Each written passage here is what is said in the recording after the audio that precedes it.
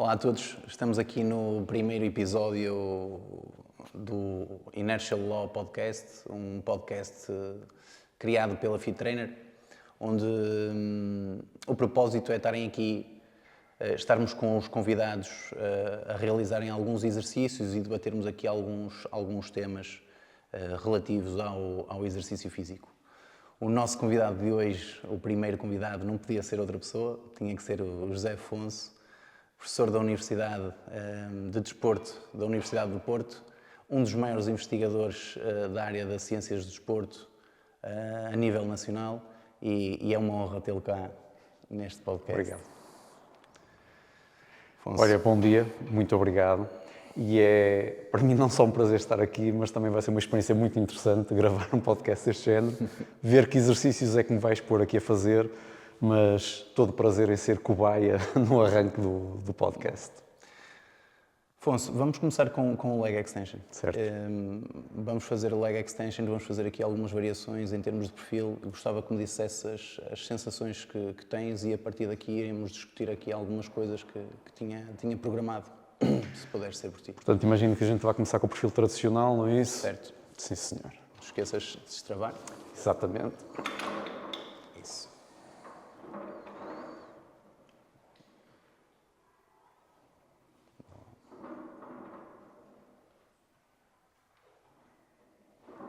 Portanto, o exercício vai ficar mais difícil à medida que progride para a extensão, que é o normal. Certo.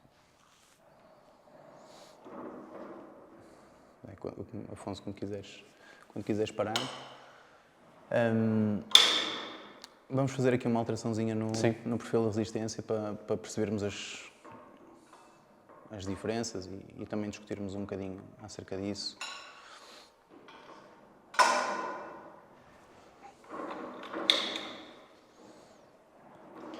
Isso. Pronto, e agora, aquilo que se nota logo claramente é que eu, quando chego à extensão, que é onde sou menos forte, já não preciso de estar a vencer uma resistência tão grande, porque a própria máquina já está a ajustar o perfil. Portanto, acabo por sentir mais conforto até na reta final. No entanto, penso que querás discutir isso, acho que ambos os perfis têm vantagens e desvantagens e é muito interessante poder usar os dois. Boa. Afonso, aqui nós mais à frente vamos falar aqui de questões mais técnicas, mas inicialmente eu queria te perguntar qual é a importância, e uma vez que és investigador científico, qual é a importância da ciência, ou seja, na melhoria da qualidade do treino? Ok, se calhar começo por uma questão específica já associada a este exercício e depois vamos a questões mais gerais. Mas, por exemplo, vamos imaginar que eu tenho condromalácia de nível avançado e que a extensão do joelho pode ser problemática, em particular em exercícios em que o perfil é invertido. Este tipo de ajustes que nós podemos saber através da biomecânica do desporto, por exemplo, pode ser uma excelente forma de mitigar algum efeito negativo deste tipo de exercício. Nós sabemos que ainda hoje há médicos que para certas patologias, por exemplo, contraindicam a leg extension. Provavelmente, que a maior parte das vezes ela é feita com esse perfil que talvez para essas condições não seja mais ajustado, não é? Então, por exemplo, isto é um exemplo prático de como nós podemos usar a ciência ao nosso serviço.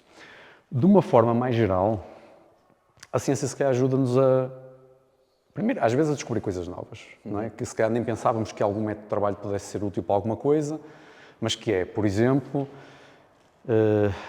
o alongamento que não costuma estar ligado à hipertrofia muscular, mas que se for feito com volumes bastante altos, tem um grau residual de hipertrofia muscular. Não comparável ao treino de força, mas tem. Isto pode eventualmente permitir usar o alongamento em pessoas que estejam acamadas ou isso, com um propósito diferente do habitual. Por outro lado, pôr em causa coisas que às vezes damos por adquiridas e que se calhar a ciência mostra que não é bem assim, ou que a intervenção que a gente pensa que é muito eficaz pode não ser tão eficaz.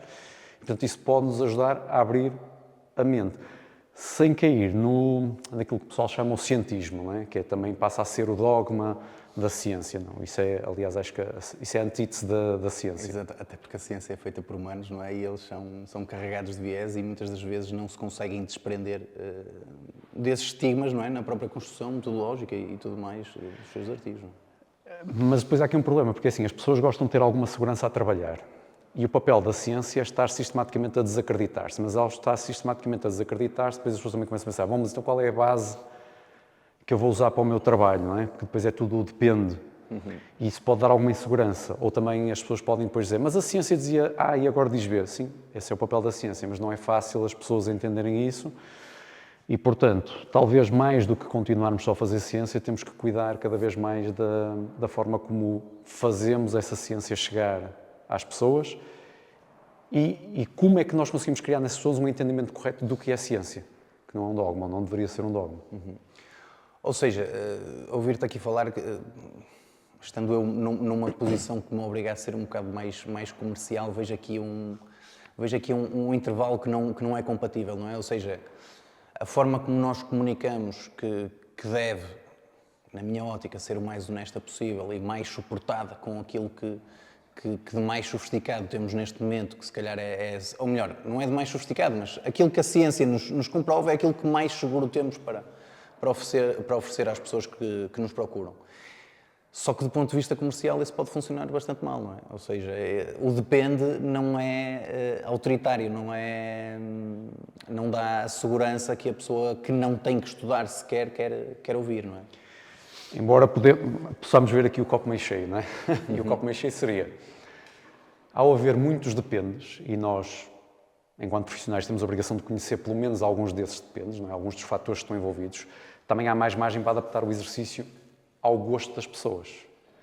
E, portanto, isso pode também fazer com que a gente consiga construir um programa de treino de que aquela pessoa goste mais e, se gostar mais, provavelmente vai fazer com mais regularidade e daí vai trazer mais benefícios. Porque às vezes nós dizemos, não, tem que fazer a intervenção A para ter este efeito. Às tantas não é preciso intervenção A, não é? Por exemplo, caso da flexibilidade, vamos supor que a pessoa não gosta de fazer o alongamento clássico. Tem o treino de força à sua disposição porque a ciência mostrou que ele de facto promove o aumento da flexibilidade. Então começamos a ter aqui opções no menu para dar a cada pessoa. Até porque também é assim, em última análise, também não adianta ficarmos só na ciência, primeiro porque há muitas coisas que a ciência não sabe, segundo porque ela está sempre a evoluir, mas mais do que isso, o buy-in.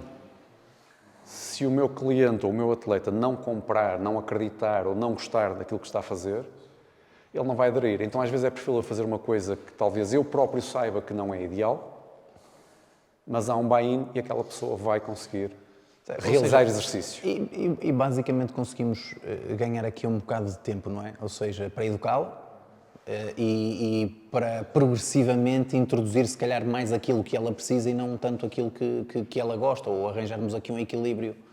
Aliás, eu acho que o grande desafio para nós enquanto PTs acaba por ser esse, não é? Equilibrar aqui bem a dosagem do que é preciso, do que é gosto, para conseguirmos intervir, não é? Até porque nós próprios também não sabemos bem do que é que a pessoa precisa.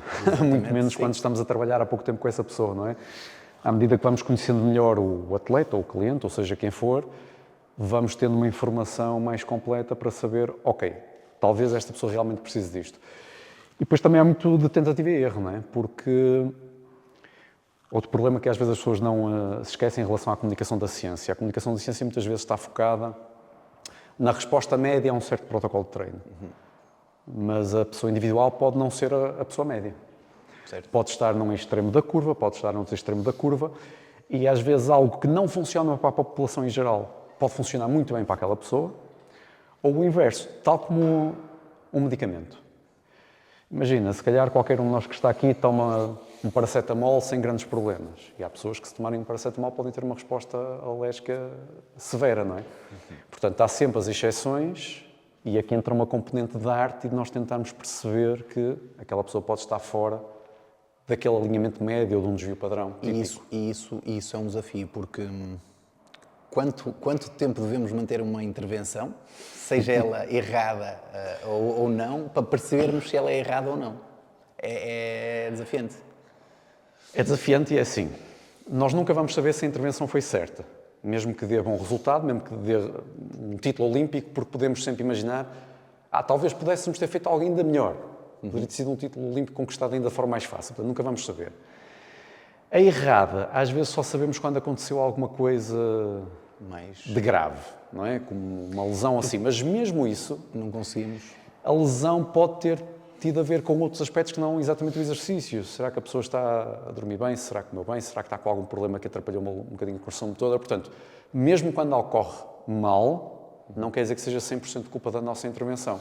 Mas sim, acho que devemos sempre fazer essa reflexão, mas de novo, também às tantas a explorar qual é a percepção de quem está a realizar, cliente ou atleta ou do paciente, tentar entender qual é a percepção deles sobre aquilo que estão a fazer e fazer ajustes com base nisso. E de novo, essa parte acaba por ser um pouco mais uma arte do que propriamente uma ciência que diga que são 3 séries de 12 com X% de um RM. Aliás, mas podemos fazer aqui uma parte que, se calhar até a melhor maneira de validar a nossa própria intervenção é usar um bocadinho do método científico. Ou seja, é registar, é fazer observações, é retirar aqui algumas conclusões, ou seja, aplicá-lo na prática para vermos. Isso pode ser um guia condutor bastante bom. Ou seja, a ciência não é só a validade dos pares, a publicação de artigos, ou seja, a ciência acaba por ser um método onde tu sistematizas alguma coisa, não é? Que te ajuda. E mais, como a ciência está muito focada... Há a ciência sobre a variação, mas a grande parte da ciência vai querer normativas, médias para a população. Tendo em conta que a média, e se considerares um desvio padrão para cada lado, de facto temos a maioria da população lá, a ciência, se tivesse sido bem feita, dá-nos um bom ponto de partida para grande parte das pessoas que nos vão aparecer à frente. E, portanto, se me aparece uma pessoa que eu não conheço, salvo informações extra, ali eu tenho um bom ponto de partida. Exatamente. Ou seja, temos logo ali um trial feito que começamos pela média, em vez de estarmos aqui à procura de Sim. de Desculpa, e uma coisa interessante que é, as grandes guidelines até tendem a jogar um pouquinho pelo seguro, não é? Pela questão de não entrarmos com algo muito agressivo. Vamos ver o caso do American College, a questão por exemplo, da normativa das 8 a 12 repetições para hipertrofia. Nós sabemos que conseguimos hipertrofia muscular com uma gama muito mais alargada de repetições, não é? Só que, na verdade, o 8 a 12 ali é um compromisso interessante, porque não estou a usar uma gama de repetições muito baixas que eventualmente me exige uma carga muito alta e se for uma pessoa pouco treinada, corre aqui se calhar um risco de lesão adicional. Por outro lado, também não preciso de ir para uma gama muito elevada de repetições em que às tantas a pessoa fica aborrecida e desiste do exercício muito antes ou deixa de gostar de fazer aquilo. Portanto, aquilo corresponde estritamente à ciência? Não, mas dentro daquilo que a ciência mostra, é uma gama interessante para começar, pelo menos. Sim, vai-nos fornecendo indicadores aqui, Exato. Orientadores para nós. E, por exemplo, em relação uma das questões que me vai surgindo, e acredito que na maior parte dos profissionais surja, quando nós aumentamos aqui o espírito crítico, é um bocado essa desorientação do género, ok, nós vamos personalizar ao máximo, vamos ter atenção aos máximos detalhes e não sei o quê, e depois pode-nos criar aqui o caos, não é? Ou seja, que perdemos guias orientadoras no sentido de levar uma intervenção com algum critério. Faça isto, não esteja tão relacionado com a ciência, mas com um percurso mais de vida teu, a verdade é que tu conseguiste ser campeão nacional várias vezes a fazer coisas diferentes, não é? A testar várias coisas diferentes. E isso rompe um bocado o estigma de que a equipa ganha não se mexe, ou o que se está a fazer bem vai-se fazer perpetuar no tempo. Ou seja, tem que haver aqui alterações e adaptações. Aliás, e nós temos que ver quem temos à nossa frente, não é? Seja um atleta individual, seja uma equipa de jogadores. Nós temos que avaliar quem temos à frente e o contexto onde estamos, porque um contexto pode nos permitir trabalhar desta forma e outro contexto, eu gostava de trabalhar assim. Olha, eu gostava muito de usar o ginásio. Olha, o clube não tem ginásio, não posso usar ginásio, não é? Então tem que ir à volta. Mas, às vezes o pessoal ilude-se muito com certos treinadores, particularmente até em desportos de competição, que descobriu o método mágico. Mas esquecem-se que às vezes são treinadores que estão em posições onde têm dinheiro para contratar pessoas com aquele perfil que se vão encaixar naquela forma de trabalhar. E se eu não tiver a possibilidade de escolher essas pessoas? Eu tenho que me adaptar muito mais a elas do que elas a mim, senão não vou ter rendimento. E, portanto, essa é a parte muito gira da carreira de treinador. Depois as nossas próprias ideias também evoluem e às vezes há até coisas interessantes. Por exemplo, aconteceu muito isto no caso eu treinava voleibol, aconteceu muito isto com equipas, que era: hoje vamos fazer um treino só para quebrar a monotonia. Portanto, é um treino em que não estamos tão preocupados com o rendimento, com a evolução. É um treino mais lúdico, para quebrar a monotonia do processo. Vamos fazer umas brincadeiras. E às vezes experimentam-se assim umas jogadas malucas ou umas coisas mais avançadas só na brincadeira. E de repente estamos a observar as atletas e começamos a perceber que aquela brincadeira, afinal, está a dar resultado. E às tantas eu posso incluir aquilo no meu treino regular e aquilo vai-me dar outras ferramentas para jogar ao final de semana. E eu não estava a contar usar aquilo tão cedo, mas às tantas vou aproveitar porque aquela pequena brincadeira me deu uma informação nova. Então, num certo sentido nós temos algo planeado, mas sempre com a mente aberta para, se tivermos informação do processo que temos que alterar aquilo tudo, temos de alterar aquilo tudo. Aquilo que acabaste de dizer vai aqui um bocado de encontro à segunda questão que eu te queria colocar em relação à ciência, que era exatamente isso, ou seja, como é que nós podemos aumentar a literacia científica, principalmente dos profissionais, ou seja, e a literacia científica mais no sentido disso potenciar um espírito crítico. Vou-te ser muito honesto, a minha percepção, isto é só uma percepção, não tenho dados, mas a minha percepção é de que isso já está a ser conseguido, mas a taxa de penetração é progressiva e, portanto, demora. Lenta, não é? Porquê é que eu digo que tinha esta percepção? Porque havia temas que eram praticamente adquiridos e que não eram sequer debatidos na nossa área e que hoje há muita gente com opiniões diferentes e a debater e a discutir artigos e mais. Eu começo a ver redes de partilha de artigos científicos, começo a ver pessoas que pegam em artigos científicos e fazem infográficos para, com uma simples imagem numa rede social, conseguir chamar a atenção de um público mais vasto para um sumário visualmente agradável das principais conclusões daquele artigo, por exemplo.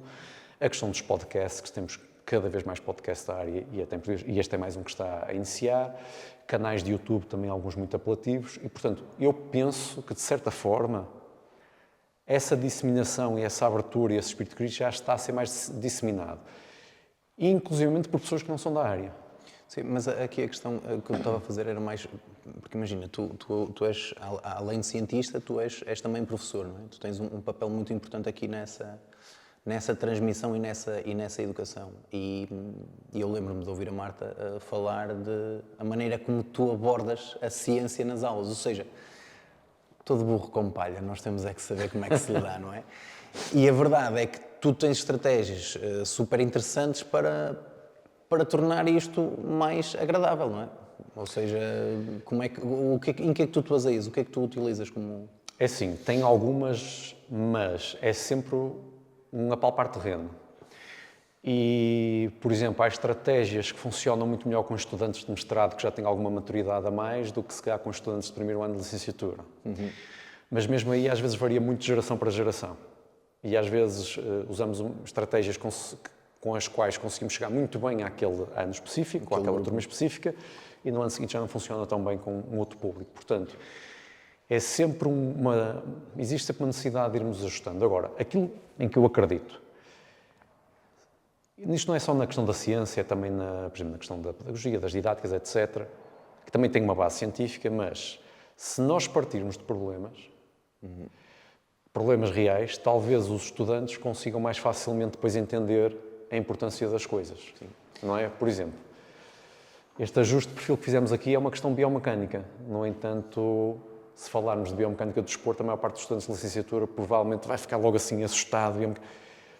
Eu acho... Podem não estar a ver a aplicação prática, sim, não é? E acho que se prende um bocado, lá está, com uma questão que tu referiste e na minha percepção também muito bem, que é exatamente a imaturidade de tu te abstraires. Ou seja, a maneira como nos ensinam, ou na minha altura, como me ensinavam as coisas, era muito abstrata para a capacidade que eu tinha de me abstrair de determinados conceitos, não é? Por exemplo, aqui a própria questão da biomecânica qualitativa que foi introduzida pelo João e por montes de malta por aí fora, acho que num momento inicial tem esse problema. Ou seja, tu visualizares linhas de força imaginárias, ou seja, conceptualizares isso é super difícil. Depois, quando consegues, as coisas tornam-se relativamente simples. Aliás, a física é supostamente um papão para a maior parte dos alunos e depois, quando tu percebes, ela é altamente intuitiva, não é? Até porque nós... Mas lá está. Eu agora vou alargar um bocadinho, porque isto não é só do desporto. Se calhar todos nós tivemos aqui filosofia no ensino secundário, não é? Os filósofos normalmente não começam por grandes abstrações. Eles começam por problemas muito concretos e, à medida que vão desenvolvendo e explorando, começam a ir às vezes para níveis de abstração superiores. Mas depois no ensino, muitas vezes fazemos o contrário. As grandes teorias, as grandes abstrações. E depois quem está a chegar não está a entender o alcance daquilo ou porque é que aquilo é relevante Sim. no dia-a-dia, não é? E então, às vezes, nós colocarmos um problema prático, real, a pessoa faz rapidamente a ligação e depois mesmo que venha aquela teoria ou a maior abstração, a pessoa pelo menos já Torna-se tem... mais difícil É um de gancho assimilar. para a pessoa perceber qual é a utilidade futura daquilo. Aliás, nós já nos conhecemos há bastante tempo e fomos partilhando aqui algumas coisas e a hipótese de irmos para a medicina, tu já tiveste esse desejo, eu também tive ali uns tempos esse desejo. E quando fiz um estudo, depois, claro, a vida vai desenrolando de uma maneira que nós temos que ir ajustando os planos, não podem ser sempre retos, mas com mais maturidade, estudar um tema novo leva exatamente isso. E, por exemplo, há um livro que acredito que tu já o tenhas lido, eu li partes, os princípios da matemática de Newton, que ele não se limita a escrever equações, ou seja, ele limita-se, a preocupação dele é explicar como é que ele chega àquele raciocínio. E nós preocupamos muito em, toma, isto funciona assim, funcionou para toda a gente, funciona, mas não nos preocupamos muito em demonstrar o porquê e essa praticidade que tu estás a falar. No entanto, o Newton é um exemplo muito interessante, porque hoje é considerado quase que o pai da ciência moderna, não é?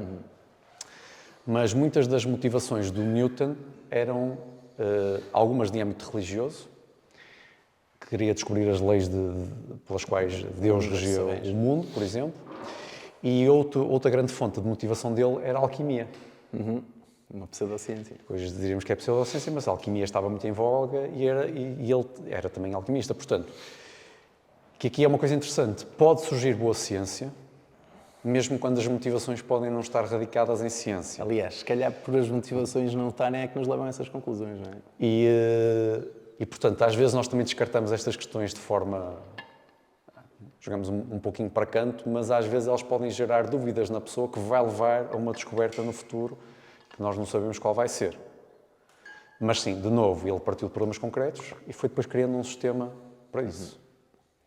Mas, para ligar de novo com este exercício, mesmo quando nós temos algum conhecimento científico das coisas, não quer dizer que, então eu vou fazer A. Vamos pôr o caso aqui dos perfis. Se eu quiser que o meu atleta esteja aqui com uma carga bastante forte, a trabalhar a aceleração inicial, ele vai gerar grandes velocidades de movimento, pode até ser interessante mantermos o perfil invertido, porque na reta final a própria máquina vai ajudar a travar e a controlar o movimento. Então, mas é um perfil invertido. Sim, mas às tantas aqui até é interessante. E, portanto, mesmo dentro da base científica, dependendo do nosso objetivo, podemos ir por diferentes caminhos. Sim, e por isso é que se torna muito difícil e até altamente superficial nós vermos alguém ou algum profissional fazer um exercício e fazer logo um julgamento, não é? Porque nós não sabemos qual é o objetivo que está por trás. Às vezes há uma coisa que aparentemente está mal feita, mas se calhar ali é uma razão de ser. Eu vou contar este episódio que foi lá já há muitos anos no ginásio da FADEUP, com o grande professor José Soares. Ele estava na musculação e eu não sei se foi o estagiário que estava lá na altura, se foi o instrutor, mas basicamente foi ter com ele a dizer que ele estava a fazer mal o exercício. E o professor José Soares perguntou-lhe o sim, tu perguntaste-me qual era o meu objetivo. Vejo. Não, mas sim, não. Perguntaste-me qual era o meu objetivo, não. Então tu não sabes que eu estou a fazer errado. E isto é verdade. E olha, vamos pegar já nesta, se calhar adiante já esta variação. Eu estou aqui, e eu há bocado estava a realizar desta forma, não é? Eu consigo estabilizar, mas as minhas mãos estão a segurar, vou conseguir produzir mais força, etc. Mas eu posso querer prejudicar propositadamente a reta final da execução do exercício para ter que desenvolver mais força lá, por exemplo, por algum motivo. Sim. E eu posso chegar aqui, olhem, só de estar sem as mãos já perdi alguma estabilidade. Aqui até já vai ser mais difícil. Isto vai na mesma. Agora reparem, eu já parto de uma posição de maior encurtamento do reto anterior, Aqui na tens a reta vantagem, final... Mas aqui acabas por ter a vantagem de ter o perfil ligeiramente ajustado. O perfil não é? ajustado, mas eu já estou a fazer um exercício diferente. Sim. Eu já estou a dar mais dificuldade ao meu reto anterior, ou reto femoral, já estou a dar mais dificuldade na reta final só por esta mudança de posição. Que ele está. Vamos, qual é a correta? É aqui, tudo isso vai depender um pouco daquilo que nós, exatamente, dos objetivos. Que nós queremos, claro. Aliás, se o meu objetivo for, por exemplo, produção máxima de força que eu seja capaz, eu não só vou segurar aqui, como até vou colocar aqui uma cinta, se houver uma cinta para agarrar, não é? Se não for o seu objetivo, talvez já não seja tão necessário usar esse tipo de estratégias. Sim, sem dúvida alguma. Portanto, mesmo a mecânica... Onde se vê também muito isso é o bench press tradicional, o supino tradicional.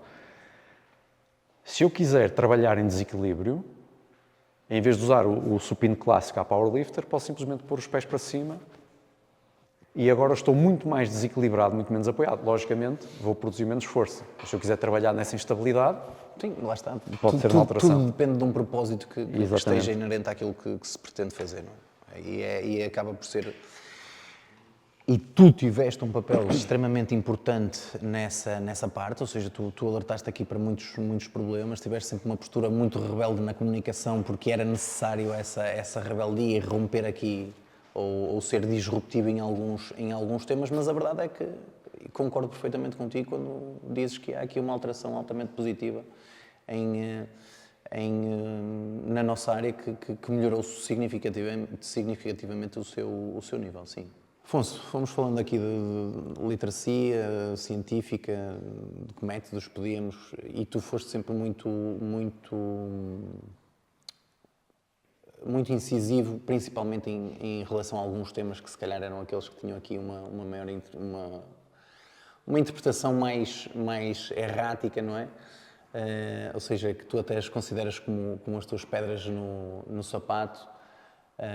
E queria falar aqui um bocadinho acerca de uma em específico, o alongamento, que a tua abordagem é sempre muito científica na medida em que vais analisando e tudo mais, mas eu queria que tu tivesse aqui uma abordagem mais do sentido fisiológico de porquê não fazer tanto sentido como abordagem para melhorar a amplitude de movimento. Ou seja, do ponto de vista fisiológico, porque é que isso também não faz muito sentido? Eu, antes de dar a resposta, eu vou até usar este exercício então para precisamente tocarmos no tema. Certo? Já está na altura que pretendem aqui. Para o seguinte, bench press normal, certo? Uhum. O que é que está a acontecer à medida que eu estou a deixar a carga vir ter comigo? O que é que está a acontecer, por exemplo, ao meu peitoral, vamos dizer? Estão a alongar. E neste caso aqui o batente até está muito próximo, mas eu até posso baixar um pouquinho mais o batente e eu consigo fazer um maior grau de alongamento, certo? Uhum. Então, durante a própria bench press, supino, seja o que for, eu já tenho uma fase de alongamento. E uma fase de alongamento em carga, ok? Então, isto já é... Deixa eu só travar aqui. Vou então baixar isto.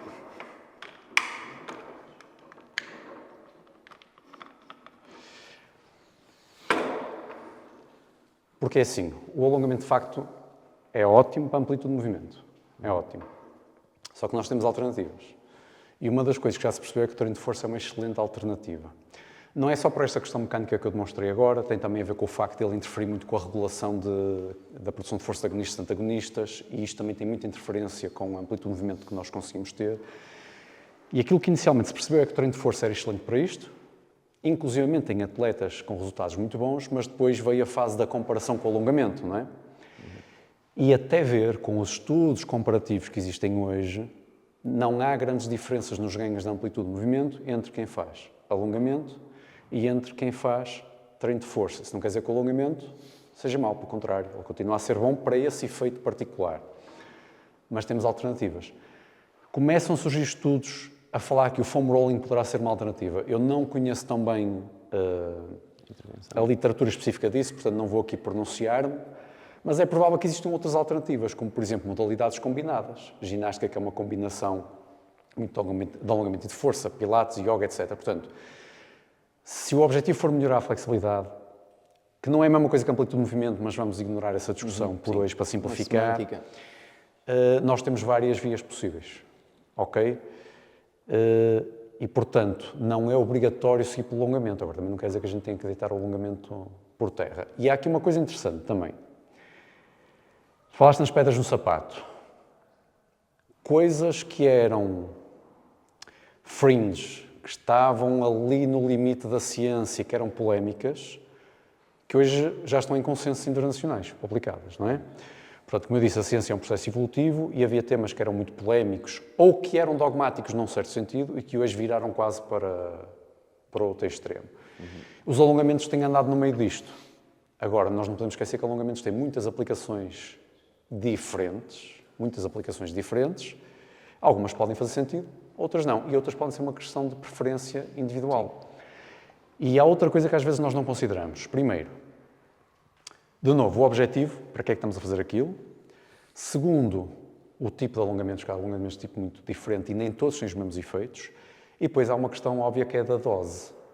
E aqui até podemos ter trade-offs. Por exemplo, a dose ideal de alongamento estático para melhorar a flexibilidade, que seria acima dos 30 segundos e se calhar até mais aproximado de 1 minuto por grupo muscular, é precisamente a dose que vai ser mais prejudicial se usarmos o alongamento como aquecimento. Então, temos aqui uma dose que funciona bem para um objetivo, mas é contraproducente para outro objetivo. E aquele alongamento só de 15 segundos ou 10, que às vezes se vê muito fazer em algumas modalidades esportivas, não é? Ele não vai interferir tanto com o aquecimento, mas também não vai ter os ganhos de flexibilidade que as pessoas dizem que depois vai ter. Portanto, depois isso é outra história, que é, para eu fazer o alongamento não basta estar ali 5 ou 10 segundos na posição e já está, vou ganhar a flexibilidade. Portanto, há aqui muitos trade-offs e as pessoas têm que pensar seriamente porquê é que estão a fazer aquilo, naquele timing, qual é a dose e depois avaliar os efeitos. Sim. E acaba por muita gente beneficiar, se calhar, da desatualização, não é? Ou seja, o facto de não se manterem atualizados em termos de ciência pode, num mercado de trabalho, ser positivo, não é? Porque nós estarmos aqui a educar profissionais é uma coisa, não é? Que à partida são pessoas que estudam a área e que estão mais informadas sobre o tema. Outra coisa é pessoas que não têm essa informação, não é? E elas têm um delay temporal em relação à atualização dos conhecimentos, não é? Olha, como se costuma dizer, é um pau de dois bicos. Se uma pessoa tem menos informação ou menos preconceitos ou ideias pré-concebidas ou menos dogmas numa área, pode ser mais fácil ela absorver uma ideia nova ou rapidamente mudar uma ideia que ela tem porque não é uma ideia muito bem estabelecida. Então, às vezes é mais fácil ensinar alguém que está fora da área ou que está fora daquela linha dogmática, às vezes é mais fácil ensinar essa pessoa do que alguém que já está na área. Isto não se aplica só à questão de alongamentos. Olha, nós temos hoje em Portugal treinadores de voleibol, campeões nacionais, alguns deles multicampeões nacionais, que não eram de voleibol. Alguns que vieram de futebol, alguns que vieram do karaté, temos um que veio do motocross. Então, nós podemos dizer assim, bem, mas como é que eles foram atletas de uma modalidade completamente diferente e conseguiram, como treinadores de voleibol, acabar por vingar na carreira?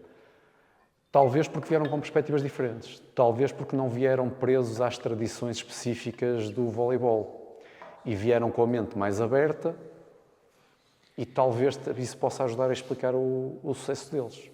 E com uma das características mais importantes da sobrevivência, não é? Que é a capacidade de adaptação ao contexto, não é?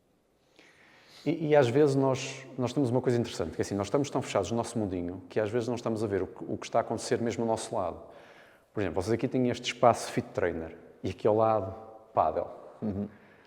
Se não houver comunicação, podem estar a fazer coisas completamente diferentes e de repente haveria coisas que talvez pudesse aproveitar de um lado para o outro e por falta de comunicação não se aproveita. E eu vou dar um exemplo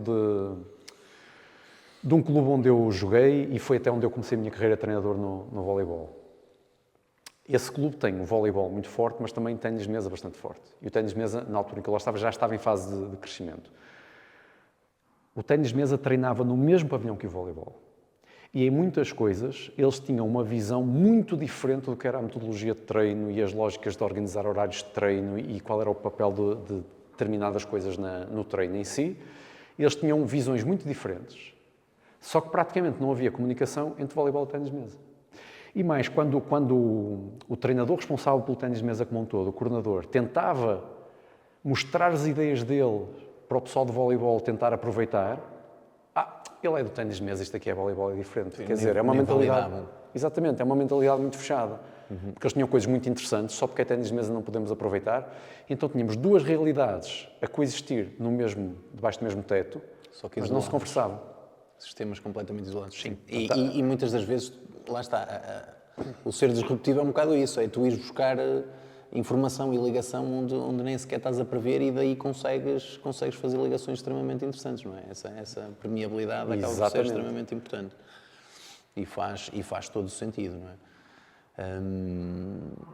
Aliás, há aquela frase famosa, não é? Que há quem diga que é da Abel Salazar, há quem diga que não, mas quem só de medicina sabe, nem de medicina sabe, não é?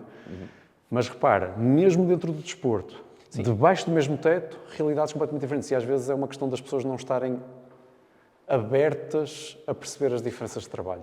Por exemplo, na medicina, e vinha com esse pensamento em viagem, na medicina temos um bocado isso. Ou seja, se calhar um médico de medicina geral familiar tem aqui um papel determinante no diagnóstico, ou seja, que é aquele que se calhar tem um conhecimento mais abrangente de todas as áreas e consegue identificar mais rapidamente o problema, do que se calhar algum especialista que se levasse com um problema específico, a visão dele ia estar canalizada para procurar um problema naquele âmbito, não é? Embora tu consegues resolver isso se trabalhares em equipas multidisciplinares, mas outra coisa interessante. Vamos esquecer agora a especialidade do médico ou da pessoa de desporto. Há micro-ações que nós temos ou não temos que podem fazer toda a diferença na forma como trabalhamos numa instituição. Por exemplo, faculdade. Temos os nossos gabinetes. O gabinete onde eu trabalho não tem micro-ondas, não tem máquina de tirar café, não tem nada disso, nada, zero. Não tem um tabuleiro com bolachinhas, nada. Porquê? Queremos beber um café, vamos ter que sair do gabinete e ir ao bar ou às máquinas de café. E depois o que é que acontece? E há outros gabinetes que funcionam em lógica semelhante. Então o que acontece é que isso gera encontros de pessoas de áreas muito diferentes, não só entre professores, mas também com estudantes, funcionários, etc. E que de repente estamos a trocar ideias com pessoas com as quais não iríamos trocar ideias se não fosse às tantas esse ponto de contacto informal.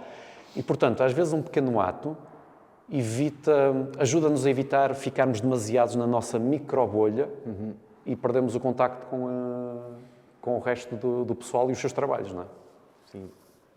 Eu, por exemplo, sinto que uma das coisas que me ajudou imenso nisso, ou seja, eu nunca tive grande paciência para dar treinos nem nada, mas sempre tive muito esta curiosidade de ligar aqui pontos de coisas que permitissem, e isso implica falar com bastantes pessoas com diferentes perspectivas e ajuda-nos sempre aqui a abrir horizontes nesse sentido, e apanhando pessoas que tenham uma visão diferente e nós concordemos ou não com elas, acabamos sempre por melhorar substancialmente o que quer que seja, não é?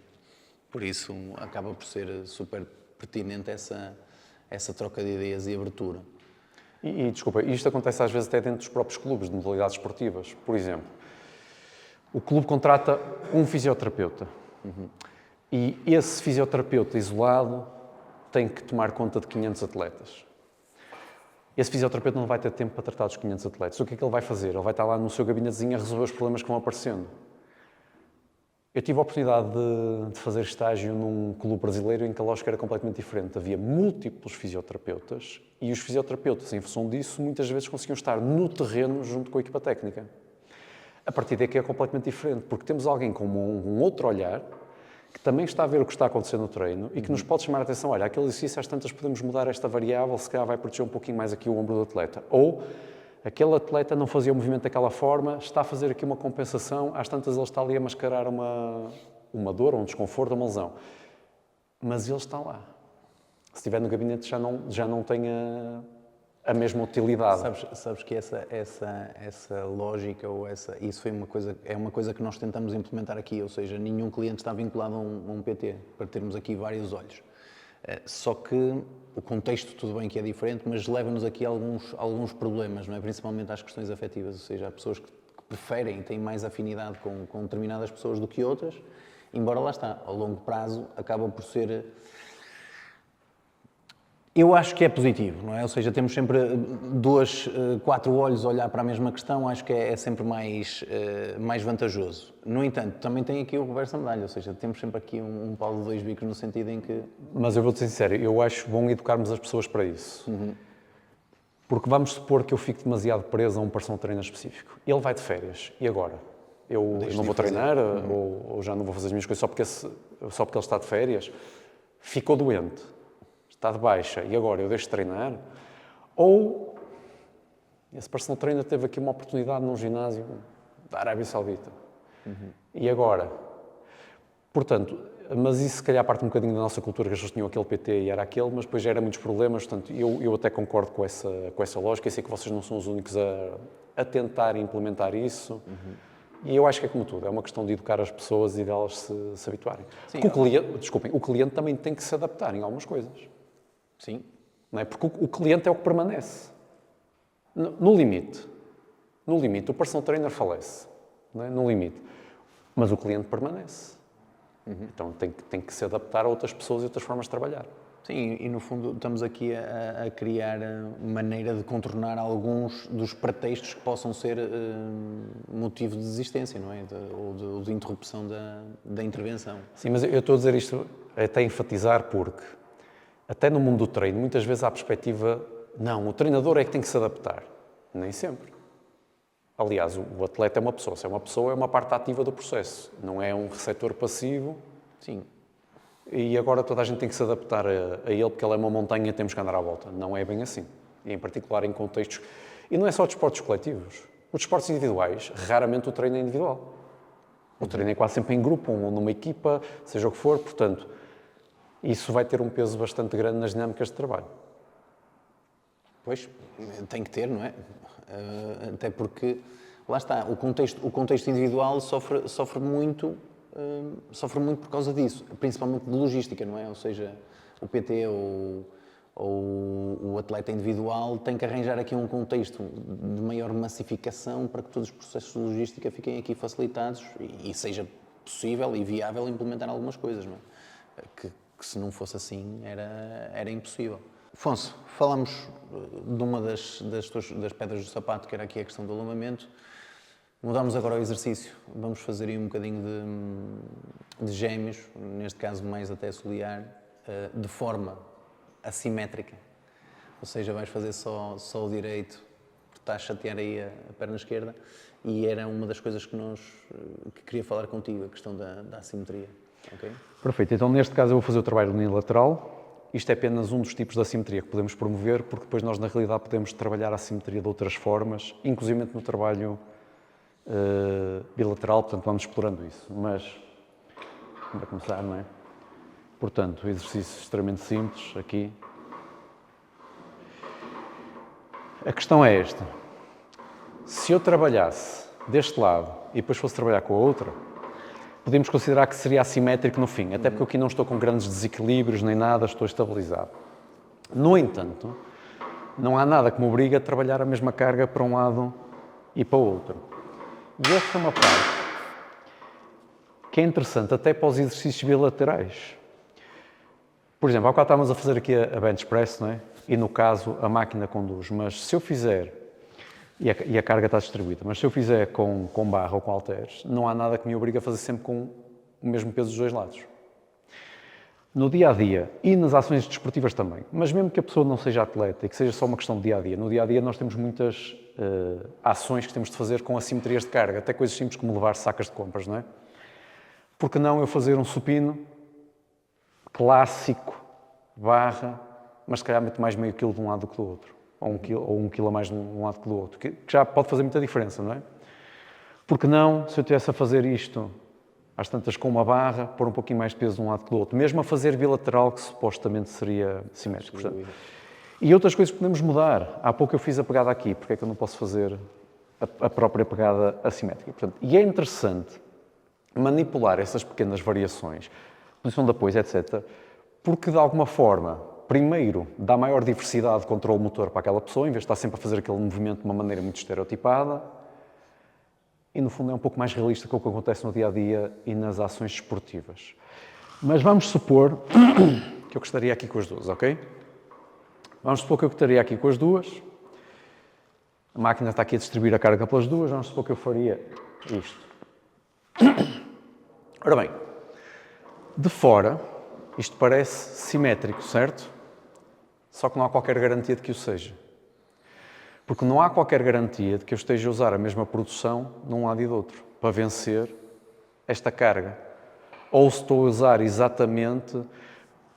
Vamos supor, até dentro dos grupos musculares que temos aqui, será que eu estou de um lado a forçar mais o ciliar e do outro lado a forçar um pouquinho mais os gastrocnémios? Portanto, mesmo esta aparente simetria externa pode não corresponder a uma simetria interna. E é o que nós vemos na maior parte dos exercícios, não é? Vemos um supino não bench press, vemos simetria exterior. Agora, se lá dentro os músculos estão a trabalhar da mesma forma, nós não vemos isso. E o que nós sabemos hoje, muito bem na literatura, e este é um preconceito que eu não entendo como é que persiste, porque é muito claro que nós somos assimétricos, é muito claro que em quase todas as avaliações que nós fazemos, seja morfológicas, seja funcionais, nós temos, em quase todas as avaliações possíveis e imaginárias, temos assimetrias bilaterais de 5% a 15%, às vezes mais. Mesmo quando são superiores a 15%, nem sempre estão associadas com a incidência de lesão, por exemplo. E por algum motivo temos dificuldade de encarar isto. Até os próprios, por exemplo, a corrida que em teoria é muito mais simétrica do que, por exemplo, jogar ténis. Ok? Uma corrida. Seja um sprint de 100 metros. Não vou falar da corrida de estrada, porque aí realmente há mais assimetrias, mas uma corrida de pista, não é, clássica de atletismo. O que nós vemos é que tanto faz ser um corredor de longa distância, como ser um corredor, como um sprinter, quando eles são avaliados, o que nós vemos são padrões assimétricos de corrida. Quer do ponto de vista cinemático, quer do ponto de vista cinético. Lógico, dizemos assim, olha, mas é possível que se calhar haja aqui um limite e se a assimetria for demasiado grande, poderá haver aqui, ok, poderá haver, como em tudo, poderá haver um limite. Mas nós não devemos esperar simetria. Aliás, estive até numa formação que foi muito engraçado. Não vou falar o nome porque pode não querer a exposição, mas uma pessoa de um grande clube nacional, e ele a dizer que a recuperação pós-lesão, lesões musculares de atletas e a recuperação pós-lesão, um dos critérios para voltar ao treino era simetria bilateral de força. E quando eu questionei, olha, mas simetria... E ele, não, calma, vou explicar. Na cabeça dele, simetria era 15%.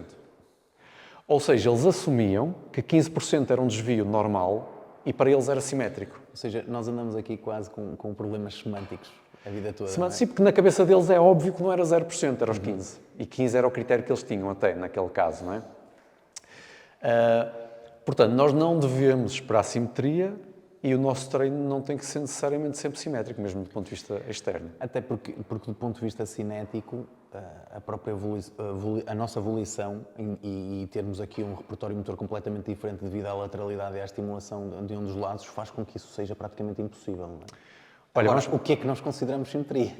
E a simetria exatamente. já é uma questão que se prende. Mas vamos começar com uma questão anatómica simples.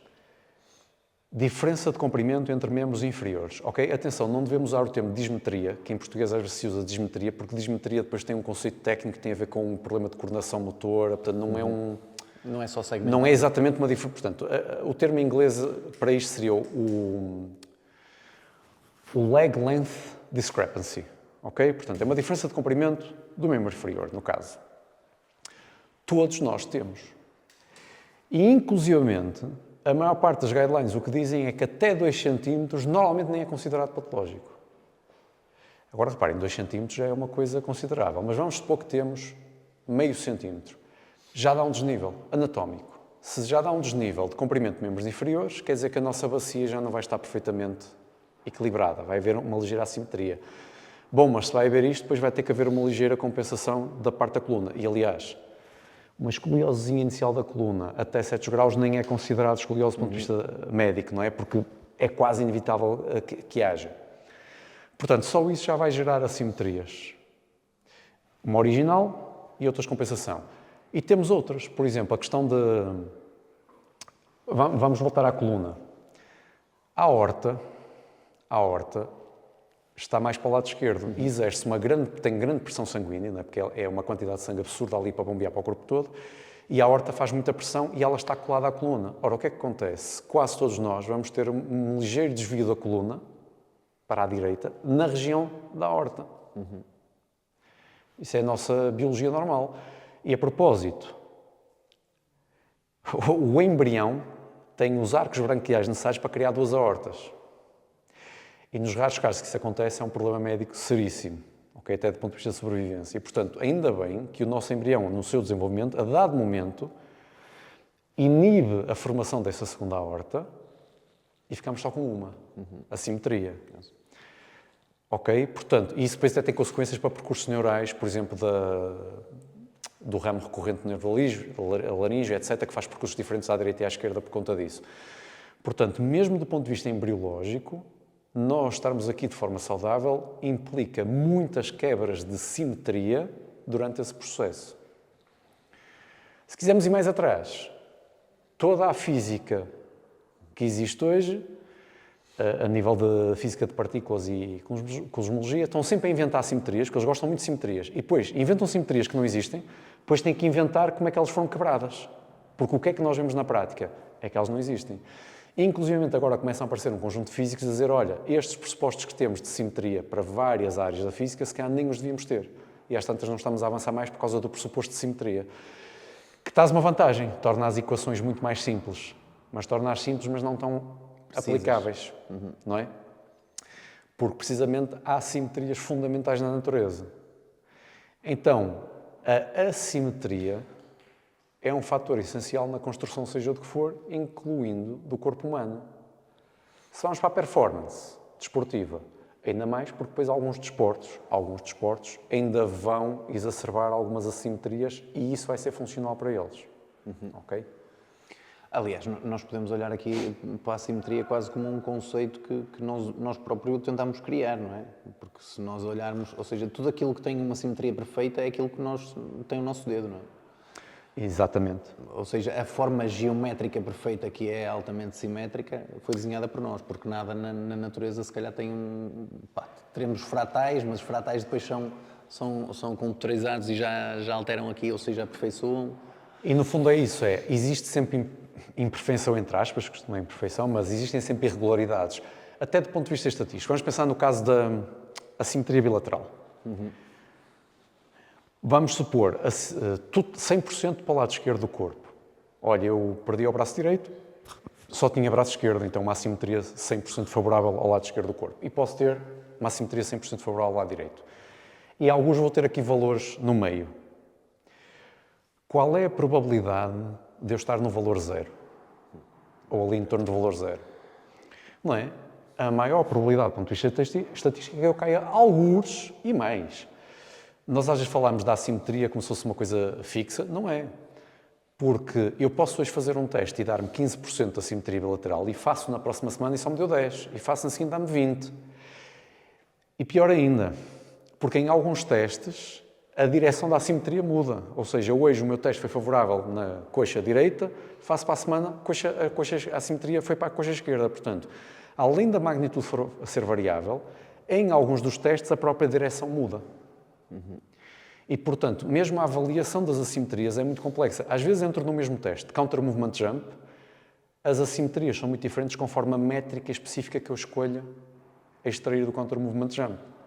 Portanto, isto é um tema bastante complexo e é como tudo, acho que essas avaliações dão mais uma informação, mas não acho que seja aconselhável prescrever o treino com base nessas guidelines. E se calhar temos que aceitar que o termo simetria é muito mais próximo de assimetria, no contexto real, do que propriamente aquela concepção que temos do termo simetria, de ser algo perfeitamente igual. E isso pode nos trazer problemas que ficamos aqui presos a coisas que... E às vezes estamos a tentar resolver um problema que não existe. E depois isto também leva com o efeito nocebo, não é? Chega uma pessoa, ela está assimétrica. E às vezes a pessoa nunca teve um problema por conta disso. E eu vou começar a dar-lhe um volume de treino adicional para corrigir alguma coisa que não carece de correção. E a pessoa pode achar, mas eu tenho aqui este problema, disseram-me que eu tenho isto, e fui eu que inventei o problema. Só porque eu quero esteticamente encaixar a pessoa naquilo. Agora, lógico, vamos dizer assim, há modalidades esportivas em que simetria externa, visível, é importante. Culturismo. Sim. Ok, então se é uma exigência de performance dessa modalidade, pelo menos do ponto de vista externo, eles têm que ser o mais simétricos possível. Mas isso é uma modalidade específica, não é a maioria. Exatamente. Por falar nisso, por referir aqui essa questão, há uma das coisas que eu não tenho bem a resposta para ela e talvez nem tu a tenhas, mas na minha ótica, um trabalho de força, um treino personalizado, direcionado para a saúde e para a performance, não são assim tão diferentes quanto o mercado o vende? Há perspectivas muito divergentes sobre isso dentro do contexto do treino desportivo. Eu já tive também diferentes opiniões. O que é que eu vou dizer primeiro uma perspectiva que ainda é dominante, depois vou dar a minha. Se eu quiser fazer um treino físico específico para uma modalidade, ele provavelmente vai ser muito diferente do treino físico para a população geral ou para questões de saúde. Provavelmente esse treino físico para rendimento da modalidade vai ser muito diferente. Só que há aqui um problema, que é, se esse treino físico específico for muito próximo com o que o atleta já faz nas suas ações normais da modalidade, eu corro o risco de lhe estar a dar mais do mesmo. Se estou a dar mais do mesmo, corro o risco de o limitar em termos de opções futuras e, sobretudo, corro o risco de eventualmente entrar em sobrecarga. Porque eu estou a dar mais do mesmo. Então, até que ponto é que não será benéfico eu, no meu treino físico com atleta, fazer várias coisas que não são específicas para aquele desporto, mas pelo menos não estão a massacrar as mesmas estruturas da mesma forma? Então, se calhar às vezes vamos um pouquinho mais aqui, se calhar às vezes vamos um pouquinho mais aqui, mas sim, o tal treino físico mais geral, mais para a saúde, eu acho que pode continuar a ter um papel no treino desportivo. Vou buscar o voleibol. No voleibol, o que é que passamos a vida a fazer? Saltar. Então eu vou para o treino físico específico, é fácil. Pliometria. Uma grande base de pliometria. E meter-lhe carga, se calhar, na maior parte das Até vezes. posso nem meter carga, mas então o atleta vai fazer centenas de saltos todos os treinos. E agora eu venho para o treino físico específico, vou fazer pliometria com mais centenas de saltos por treino. Pronto. Do ponto de vista de rendimento imediato, talvez até funcione, mas qual vai ser o custo para aquela articulação dos joelhos a longo prazo? E são modalidades que têm muita tendência a tendinopatias e a outras lesões de sobreuso. Então, às tantas, eu prefiro ir ao ginásio e dizer assim, olha, eu sei que ele é jogador de voleibol, mas em vez de fazer pliometria no ginásio, faz um agachamento tradicional com barra, sem qualquer salto, por exemplo. Está a ganhar uma massa muscular, está a proteger os joelhos, está a ganhar o litros. É tão específico? Não. Mas se calhar isso até é bom. No caso de treinos de modalidades de raquete, a maior parte das vezes é imposto um utensílio com um peso diferente, característica diferente, dimensionalidade diferente, forma diferente, e tudo isso pode interferir, se calhar, com uma transferência negativa, não é? Ora bem, eu vou já começar por essa questão que é super interessante, porque as pessoas, quando falam de transferência de aprendizagem, ou transferência motora, ou transferência do que for, as pessoas assumem sempre a transferência como sendo positiva. Mas o que a literatura já nos mostrou há muito tempo é, existe transferência positiva, existe transferência negativa. E às vezes, muitas vezes, a transferência negativa é em coisas que são muito parecidas. São tão parecidas, mas têm uma diferença essencial que vai baralhar. E se eu fizer uma coisa completamente diferente, mesmo que não tenha transferência positiva, posso também não ter transferência negativa, pelo menos. E depois, pior ainda, é quando nós achamos que estamos a fazer uma coisa que é específica e na realidade é exatamente o oposto daquilo que o atleta faz. E isto acontece muito em trabalhos com banda elástica. Um remate do voleibolista, um serviço do tenista. A fase do arranque é decisiva, porque é a fase em que eu tenho que dar a potência toda ao movimento. Depois é a inércia, deixar seguir. Ora, se eu ponho uma banda elástica atrás, eu vou ter o contrário. Sim, Ou seja, temos aqui, um perfil de aqui é resistência. fraco e aqui ele está-me a desacelerar. Então, eu estou a trabalhar o padrão coordenativo oposto do que eu estou a dizer. Eu posso fazer isso. Agora, chamar a isso específico, só porque de fora, do ponto de vista Aparente. eu nem vou dizer cinemático. Se eu tirasse fotografias ao movimento, até poderia parecer igual, mas a dinâmica do movimento é diferente. Sim, cineticamente está completamente alterado. Por isso, eu cada vez mais acho que, de facto, esse treino complementar à modalidade principal, eu iria mais para o treino clássico, sem grande preocupação de especificidade. E até porque depois, imagina, nós podemos entrar aqui nessa questão, ou seja, de violar, a sobrecarga vai violar exatamente um dos princípios que nós queremos, que é o rendimento o mais alto possível, com mais tempo possível. E essa especificidade pode estar a potenciar exatamente o contrário. E que nós são princípios comuns. Exatamente. E numa era que ainda por cima as pessoas andam tão preocupadas com a recuperação, especialmente em desportos de rendimento, há um foco muito grande na recuperação do exercício. Então, e agora, eu tendo a oportunidade de dar um exercício que é um pouco diferente, vou dar mais do mesmo? Não, parece-me ser um discurso um pouco contraproducente. Agora, há treinadores que optam, não, o treino é totalmente específico e o treino físico também. Pronto, tudo bem, é uma opção, eu não concordo inteiramente com ela. Também partilho mais a tua visão. Até porque, Diogo, desculpa, apesar da exigência de rendimento de um atleta, se ele tiver saúde, ele pode durar mais anos. Às tantas, em vez de terminar a carreira aos 30, termina aos 40, por exemplo. E não terá tantas vezes parado, não é? Não terá tantas lesões. Portanto, os princípios assentam na mesma base, não é? Sim. Há várias vezes que discuto isso, não me parece que sejam tão distantes, embora lá está. Um mercado mostra uma realidade diferente, que toda a comunicação do que é uma coisa e outra parecem universos completamente diferentes e eles parecem bem Mas parecidos. ligando com um dos temas iniciais, a vantagem destas formas fáceis de comunicação e das redes sociais é que vai ter alguém a propor isto e vai aparecer logo ao lado alguém a propor o contrário. E depois vamos ser nós, com o nosso espírito crítico, a tentar perceber onde é que nos posicionamos. Qual é o melhor caminho? Se é que existe, não é? Portanto, essa é a vantagem. De facto, podemos ser expostos a muito lixo, mas também somos expostos à resposta a esse lixo e há coisas que às vezes, e aí temos de ter cuidado, há coisas que nós vemos que podemos achar que é lixo e nós é que não estamos a entender o alcance daquilo. E aí é um outro problema. Sim, porque nós podemos não ter a capacidade de assimilar tudo nem de interpretar tudo, não é? Exato. Ou de não entender o objetivo com que aquilo está a ser feito e estamos a criticar erradamente porque não estamos por dentro do processo. Está bem? Sim. Afonso, uma última questão. Nós fomos falando acerca de questões muito técnicas, que no fundo são duas questões numa que eu gostava que me respondesses, que é... Tu formas muitos profissionais, muitos futuros profissionais, e nós sabemos que efetivamente é preciso aqui uma sensibilidade muito grande entre aquilo que... Ou seja, a maneira que o cliente vai gostar, vai ter afeto com aquilo que vai fazer, mas o quão determinante é efetivamente nós sermos sapientes daquilo que estamos a fazer? Ou seja, estas questões técnicas, que grau de importância te têm na tua consideração? A parte mais técnica da execução, não é? Sim. Ora bem, Ou seja, todos estes detalhes que nós conseguimos manipular e que...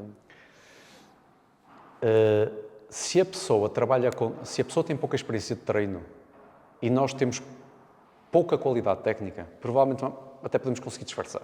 Se a pessoa tem pouca experiência de treino. Mas se é uma pessoa que já tem alguma experiência de treino, ou se é uma pessoa que já está connosco há muito tempo, essas limitações técnicas vêm ao de cima, mais tarde ou mais cedo. E depois pode ter um problema, que é, se aquela pessoa se quer continuar a desenvolver e se sente que tu já não consegues dar resposta, ela vai procurar outro treinador, outro clube, seja outro contexto, porque a pessoa quer desenvolver.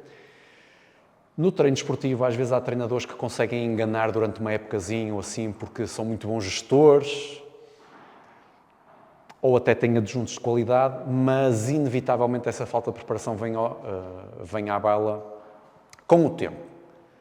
Só que existe o risco contrário. O risco contrário é, tecnicamente eu sei que ele tem que estar com a unha do dedo mindinho num ângulo de 34 graus,3. E o cliente chegou cansado, teve um dia com paciência para isso. exaustivo, está sem paciência. Ó Diogo, mete-me aí numa passadeira, joguem, nem é corrida, um joguem, vamos conversando. Ele vai gastar calorias, ele vai estar a treinar, ele vai estar a conversar contigo, ele provavelmente chega ao fim do treino e sente-se melhor. Foi um treino produtivo do ponto de vista de outros aspectos? Não, mas nesta ótica foi muito produtivo. E se nós ficamos muito na parte técnica, podemos esquecer essa outra parte que também é muito importante. Então, o que é que eu sentia? Que eu quando comecei a trabalhar em ginásios era tudo muito estava numa fase que era tudo muito preocupado com as vendas, porque estava a entrar o personal trainer, estava a começar a entrar no mercado, começaram a aparecer cadeias de ginásios rivais e, portanto, a questão da venda era muito importante. A dado momento, há uns anos, começou a haver uma resposta, um pêndulo no outro sentido, não é? De um aprimoramento técnico, temos mais qualidade naquilo que estamos a fazer e algumas pessoas também, se calhar, foram demasiado aqui. E acho que alguns aqui no meio temos de encontrar o nosso equilíbrio. E depois, saber onde estamos. Se eu estou com um atleta de alta performance, de facto vai haver detalhes que fazem diferença. Se eu estou com o atleta que está a iniciar, qualquer coisa que eu faça, desde que não o vá machucar, já é ganho. E, portanto, temos de saber a população que temos à nossa frente. É o contexto. Ou seja, se estivermos a lidar com uma população com patologia, é conveniente que haja conhecimento nessa... Mas mesmo aí, há uma componente relacional, porque a pessoa que tem patologia se calhar vai ter medo de treinar. E às vezes eu posso fazer coisas que não estão diretamente a resolver o problema dela, mas estão a ir ao lado e eu consigo para lá fazer alguma coisa enquanto se vai tornando, a pessoa vai ficando confortável com o exercitar. Ou seja, muitas das vezes a melhor coisa que nós conseguimos fazer é ganhar tempo, não é? E pode-nos dar aqui tempo para... Mas lá está, cuidado ao ir ao extremo da técnica, porque corremos o risco de estar a trabalhar o 0,1% com os 99%. E aí Ficamos fica desfasados desfasado. Sim. e toda a gente perde, não é? Exatamente. Bom, obrigado, meu amigo. Nada, sempre um gosto. Então, aqui dando mais um exemplo de como às vezes pode ser relativamente ténue a diferença entre um alongamento clássico e o treino de força. Vou usar um alongamento que é muito típico em equipas, que se usa também em muitos estudos científicos, que é o stand and reach. Ignorem a máquina por agora, o stand and reach eu simplesmente estou aqui e vou tentar chegar ao sol. Portanto, é basicamente este movimento aqui, posso ficar lá, posso fazer dinâmico, são variações. E isto é normalmente catalogado como um alongamento, mas agora reparem, se eu colocar carga, como num stiff deadlift, de repente as pessoas já passam a considerar este treino de força. Normalmente isto é feito com barra, mas aqui irei fazer na máquina. E agora eu estou a fazer quase que o mesmo movimento de há pouco. No entanto, a maioria das pessoas já catalogaria isto como treino de força. Então, às vezes, a questão pode estar mais na intensidade. E, de novo, mais uma demonstração que o próprio treino de força também já inclui uma importante componente de alongamento, sobretudo na fase excêntrica dos movimentos.